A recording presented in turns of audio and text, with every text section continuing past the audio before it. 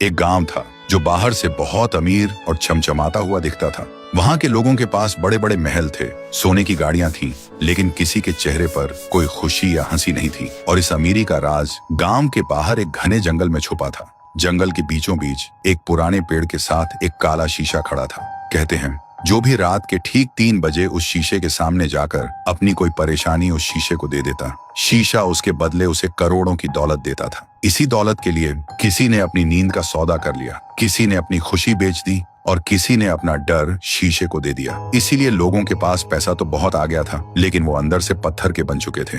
इसी गांव में थुंग थुंग रहता था, अपनी बीवी और 1 साल के बच्चे के साथ। थुंग थुंग के पास एक फूटी कौड़ी नहीं थी। कभी कभी तो कई दिनों तक भूखा ही सो जाता और गांव वाले अक्सर उसके पास आते और बिना किसी भाव के कहते, अरे थुंग थुंग, तू क्यों इतनी तकलीफ सह रहा है? जाकर अपनी कोई भावना उस शीशे को दे दे और हमारी तरह अमीर बन जा। लेकिन थुंग थुंग हमेशा कहता, मेरी इंसानियत और मेरे जज्बात किसी दौलत से ज्यादा कीमती है।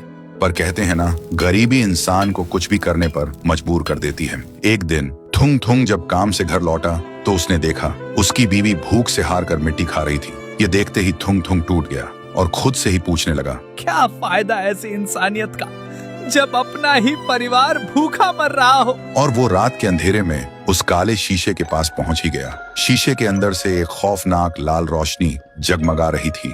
तभी एक डरावनी आवाज गूंजी, आओ, मुझे अपनी कोई सबसे प्यारी भावना दो और बदले में दुनिया की सारी दौलत ले जाओ। थुंग थुंग ने रोते हुए कहा, मेरे पास कुछ नहीं है, बस ये मेरी गरीबी का दर्द और मेरे आंसू है, यही ले लो और मुझे एक वक्त की रोटी दे दो। जैसे ही थुंग थुंग के आंसू जमीन पर गिरे, अचानक एक जोरदार धमाका हुआ। शीशा अपने आप टूटकर बिखर गया, लेकिन शीशे से कोई दौलत नहीं निकली, बल्कि काले धुएं का एक भयानक बवंडर बाहर निकला। वो कोई और नहीं, रायस्टार की खूंखार और भूखी आत्मा थी, जो सालों से उस शीशे में कैद थी और किसी ऐसे इंसान का इंतजार कर रही थी जिसके अंदर सबसे ज्यादा दर्द हो। तभी रायस्टार की आत्मा हवा में घूमी और सीधा थुंग थुंग के शरीर के अंदर घुस गई। लेकिन जैसे ही वह थुंग थुंग के शरीर में घुसी, थुंग थुंग का शरीर सुनहरा हो गया। अगली सुबह गांव में हाहाकार मच गया। थुंग थुंग एक विशाल रूप ले चुका था और एक ही झटके में उन सारे पत्थर दिल अमीरों के घरों को राख में मिला रहा था।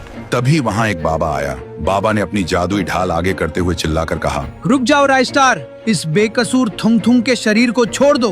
और तुम चाहते क्या हो? सुनते ही थुंग थुंग का शरीर धीरे धीरे छोटा होने लगा और एक खौफनाक हंसी गूंजी। फिर एक बहुत ही भारी डरावनी आवाज में बोला, मैं इसे तब तक नहीं छोड़ूंगा जब तक इस वीडियो को देख रहे लोग चुपचाप सब्सक्राइब और लाइक वाला बटन नहीं दबा देते।